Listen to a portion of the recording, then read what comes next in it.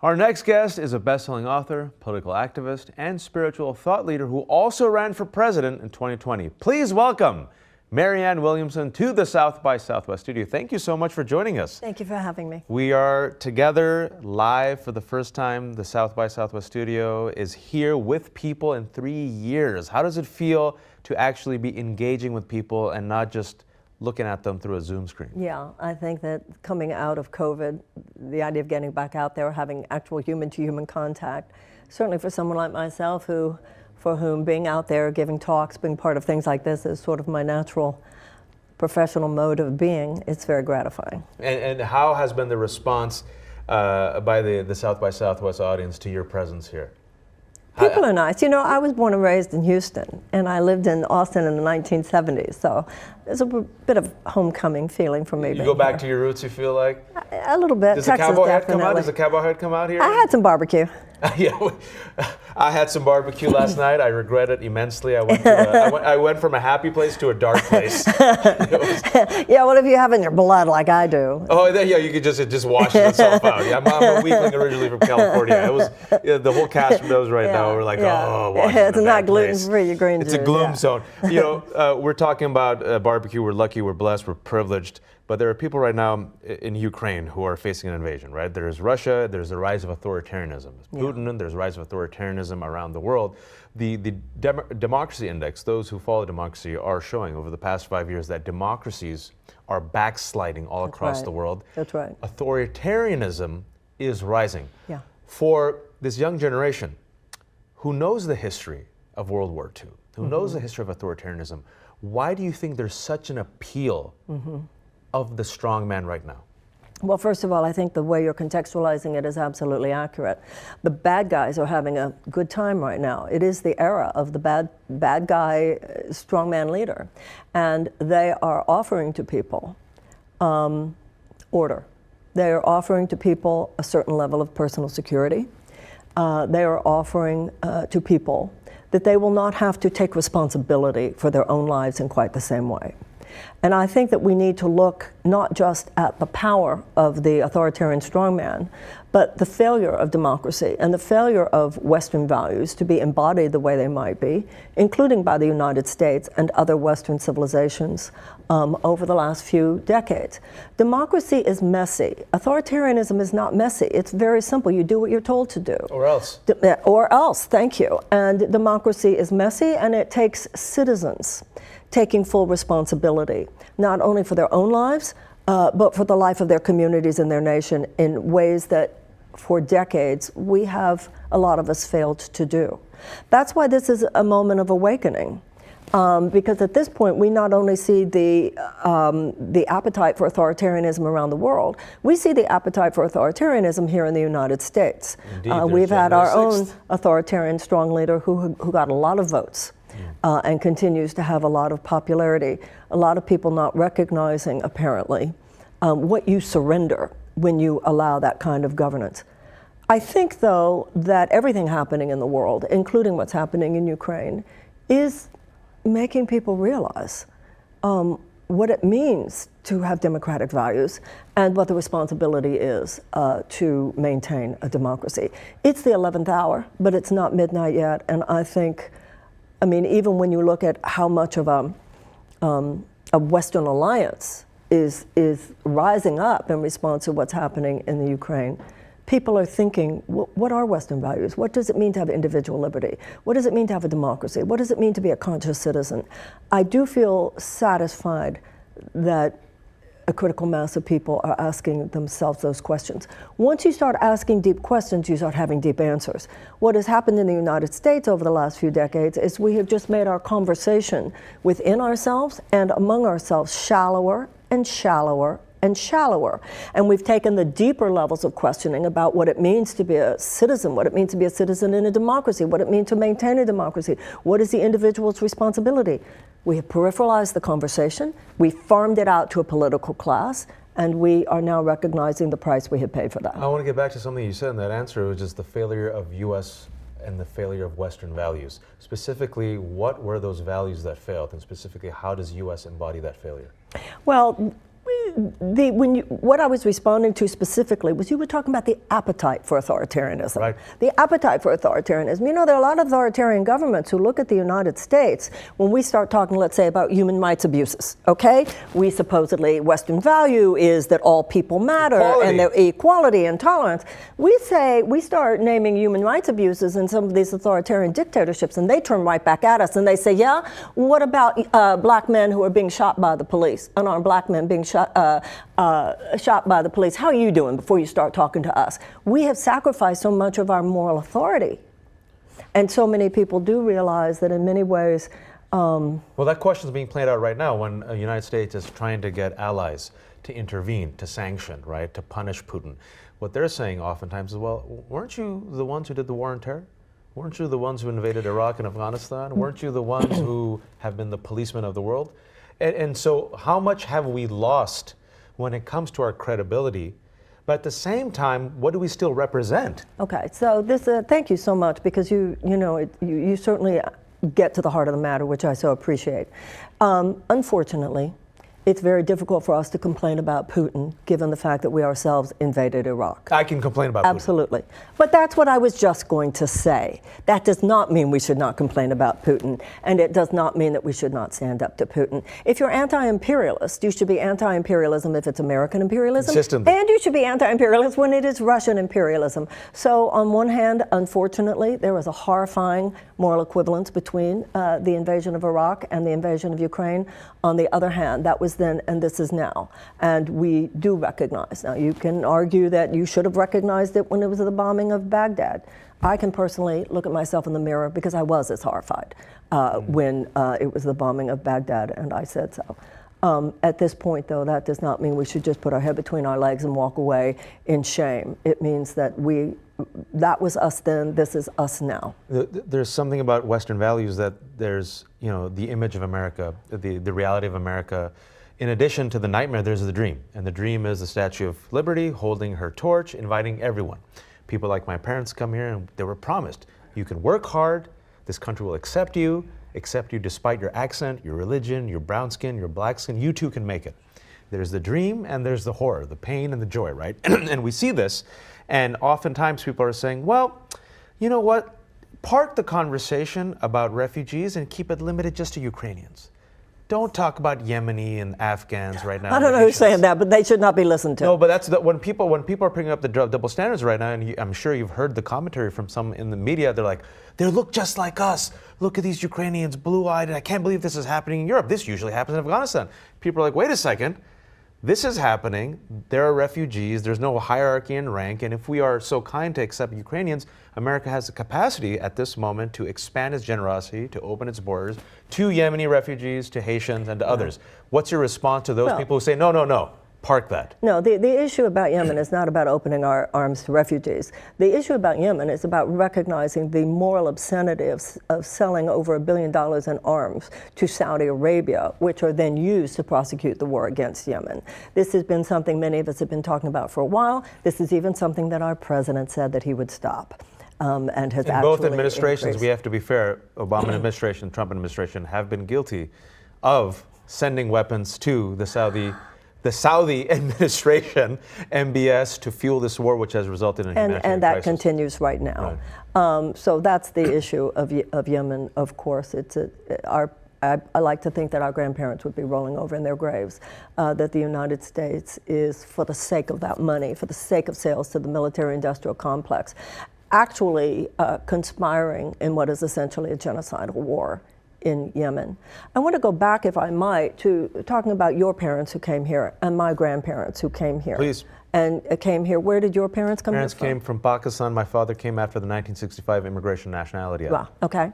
And my grandparents came, interestingly enough, Minsk and Pinsk, a lot of the Belarus, right. So we are among those whose parents and grandparents did find the American dream.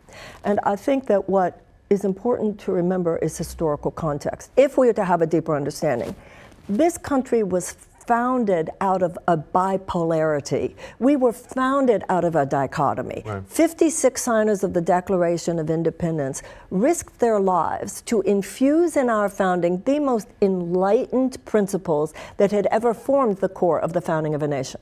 And yet, 41 of those 56 were slave owners. It's always been there. It's baked into the cake that we are both purporting to stand on the most enlightened, exceptional principles, and from our beginning, in every generation, including now. We have included forces willing to, usually for the sake of their own economic purposes, now as much as ever, willing to transgress, even in the most heinous, violent ways, against the principles on which we purport to stand in order to protect, maintain, and even perpetuate their own economic power. On two topics coming. But if I may. If you may. The point is, America has, throughout our history, tended to self-correct. The history of this country is that we've been both. The history of this country is that we've been both slave owner and abolitionist. Institutionalized suppressor of women and women suffragette, segregationist and civil rights activists. We're simply living out in our generation what other generations have lived out. Let's just not be the first one to wimp out on doing what it takes to push back against those forces. They are deadly, they destroy our democracy, and in many cases now they have the power to destroy You might disagree with my analysis here where you're talking about those forces. The number one domestic terror threat, according to the FBI, is white supremacist terrorism. Absolutely. My analysis I don't on this, disagree with that. My analysis on this, both on a domestic level and international level, is that we are witnessing the death rattle of white supremacy that has turned into a death march. And what we're seeing is not an expansion of America, but a restriction. A feel of being threatened, a feel of being replaced, and those who consider themselves white are like, oh my God, the elevation of other individuals, the fact that other people can be equal, black and brown folks, that's coming at my expense. If I can't be in power, no one can. I'll burn it all down. Hell, I'll even elect Donald Trump. You and I were talking earlier, and I said something about how the appetite for authoritarianism is due in large part to the failure of democracy. Many of the people that you were discussing have been so robbed of opportunity over the last 40 years. This is not to say that we should not hold them accountable. This is not to say that they do not represent what is in many cases a criminal element. It is to say, however, that once we started this massive transfer of power and money, mainly money, into the hands of 1%, taking from people the economic opportunities, the health care, the education, so many of the things that allowed them to feel that they had equal opportunity, it was very easy for those same forces that were robbing them. It's like a purse snatcher, look over there. So those people were told, it's the Mexicans who are doing it to you, it's the black people who are doing it to you, it's the immigrants who are doing it to you. It's a classic displacement technique. And yes, you're right, some of these people, I don't think you can completely generalize here. But many of those people, certainly the white supremacists, were brought up to believe that the white Christian, by the way. White Christian nationalism, yeah, if you have to absolutely. name it. That this country is ours, this is our identity. And what some of us see is the full flowering of America. Many of us think, oh, wow, your parents came from India, Pakistan, Russia, how cool. We're black, we're white, we're brown, how cool, we're gay, we're straight, all those things, how cool. Some of us think, how cool. Some people feel it's a complete psychic annihilation of their identity and of the America that they feel is theirs. And that's the underlying struggle. But once again, if they had been brought along, if more people had been, this massive denial of opportunity that began with Reagan, began with the Republicans, no Democrat has stopped it. It became a kind of petri dish. Large groups of desperate people form a petri dish out of which this kind of collective dysfunction is almost inevitable. Yeah, you talk about the large petri dish of desperate people. The data has shown that overwhelmingly it was not economic anxiety that led people to Trump, it was cultural and racial anxiety, right? And then you see the January 6th violent insurrection. Overwhelmingly, the data has shown that it's a middle class and upper middle class folks, people who made under $50,000 voted for Democrats, right? The people who actually have suffered historically are black folks. And you're talking about we have to move forward, but to move forward, you also have to recognize the truth and you also have to do correction. You use the word correction, right? The United States has a corrective arc in its history. One of the corrective mechanisms that you mentioned to great applause back in the day when you were running for president was the R word, reparations. All right, you got an applause, it was like, wow, wild, someone says reparations. Right. How should the United States of America do reparations to make whole black Americans who are under active assault as we speak? Okay, so if I may though, I will definitely do that. I want to go back a little bit to what you said. I don't buy some of the quote-unquote evidence that you just described. I find that evidence presented by the establishment, and that it's been every single study from 2016. But hold on a second. Not the only. It is not the sole. It is the primary. I understand, but hold on a moment. Let's analyze that, though. That to me is like saying, well, bin Laden came from a wealthy family. A lot of those guys who headed Al-Qaeda, they came from wealthy families. Yeah, but that doesn't speak to the deeper phenomenon going on. So somebody might say that it is not their economic anxiety. They might say, no, it's their cultural anxiety, but in many cases because of the distraction technique that I mentioned. And I'm sorry, the political establishment, which over the last 40 years has created this massive transfer of wealth into the hands of 1%, of course they don't want us to see that there weren't any real economic factors there at all, because then they would have to hold themselves accountable. No, I don't disagree with that at all. Because I just want to, they keep saying, oh, it wasn't about economics. The hell it wasn't economics, at least on some level, even if people thought, oh, it's about the black people, it's about the immigrants, but even that is saying they're taking away my money. Well, that's, I mean, to correct myself, if that was my assumption, that was not what I was assuming, is you're right, is that oftentimes those folks who are taking from both white and black workers, brown workers, they use a Southern strategy, right? Distraction. Right. Yeah, it's like, oh, you know, there's a common union between white and black workers, laborers, right? But instead, you say, no, let's pay racial anxiety and let's divide and conquer. That's my point. So then we say, oh, it had nothing to do with economics. It had everything to do with economics because of the feeling they're stealing my jobs. I would have a better life. But not the people who actually are stealing. Exactly, who are then conducting those polls. Right. Okay, so you made that That's connection. my point. All right, so we're seeing, look, you mentioned Reagan, and we've seen with the data, the past 45 years, you've really seen with the policies, with Reaganomics, nothing trickled down. The income inequality has widened. You've seen the 1%. Even during the pandemic, billionaires made more billions. Becoming more. Workers have been working more. The data shows productivity has increased, wages have not. So, going back to the lack of trust in establishment, in institutions, people say it doesn't matter if it's the Republicans or Democrats. 2022 is coming up. You know what? I'm going to sit this out because I get screwed by either party. What's your response to that apathetic voter? You want me to take that on or reparations? Yeah. Because they're both important. You did my job for me because I went from that. Let's do this one and let's go back to reparations. A lot of people are saying that, and anti-electoralism is very deeply concerning to me right now. Deeply concerning. The Democratic Party has so swerved, from its own core values, starting with Bill Clinton, I'm afraid. The Democratic Party that I grew up with stood way more than not in an unequivocal support for the working people of the United States. Now the Republican Party has been completely taken over by a corporatist mentality, and the Democrats are claiming that they can have it both ways, which obviously they can't. The fact that President Biden has chosen not to cancel the college loan debt, which he could do with a stroke of the pen, the fact that he has chosen not to declare a national medical emergency and expand Medicare to everyone, which he could do with a stroke of a pen, the fact that the president has chosen not to declassify marijuana from a Schedule I drug, which he could do with a stroke of a pen, the fact that the president has chosen not to declare a national climate emergency, especially with what's going on with petrostates such as Russia. He has chosen not to declare an emergency and set us on the path of a warp speed transition through the Defense Production Act from a dirty economy to a clean economy. Not to even mention the failures of other aspects of the Democratic Party due to Manchin and Sinema, so that there's the expiration of the child tax credit, no family paid leave, no voter suppression. So you have to end the filibuster in order to pass the voter and that they did not raise the $15 minimum wage. At this point, you're right.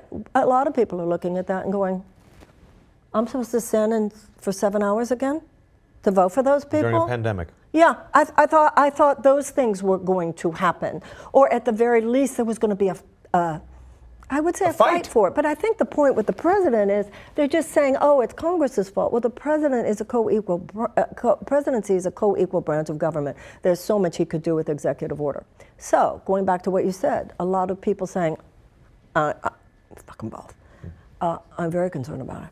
I'm very concerned because it is an attitude that is likely to get us such a red wave in 2022.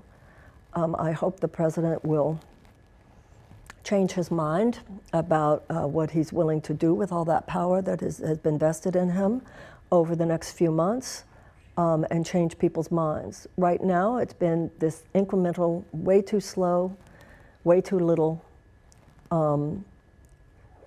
And if there is this red wave in 2022, it's going to be a very, very difficult time for this country ahead. I have a minute left. I could talk to you for another 30 minutes, but to go back to the question of reparations. Okay, reparations. Okay. How to do it properly. Okay, well, my plan is that there would be a Reparations Council.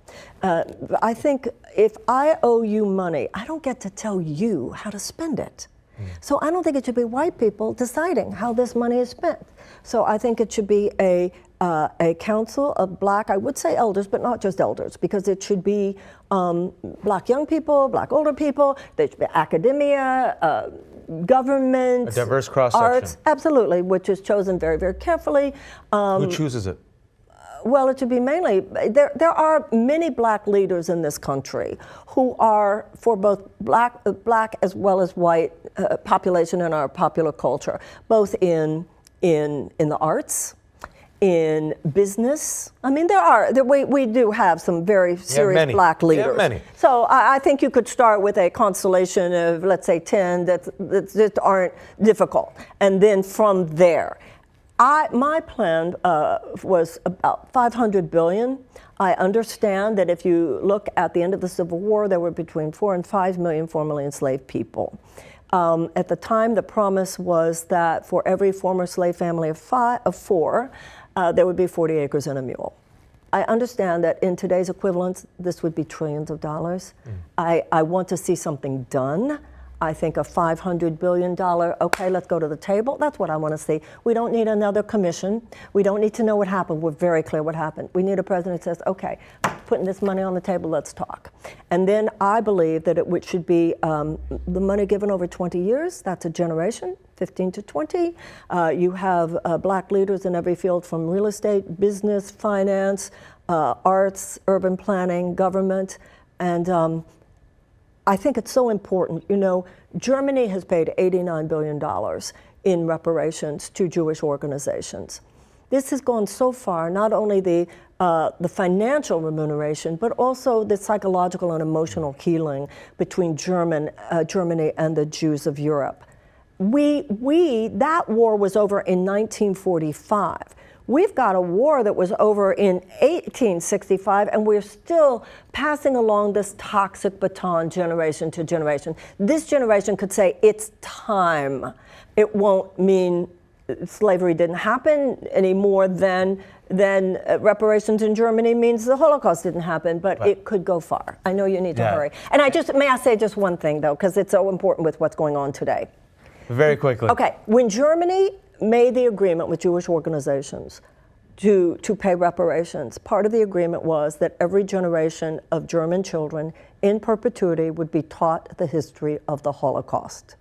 The fact that there are forces in this country that would choose for American children growing up to not even know what institutionalized racism has done in this country is very, very dangerous, and we absolutely must stand up to it vigilantly. And Are you running in 2024? I don't know. Okay, you heard it here first.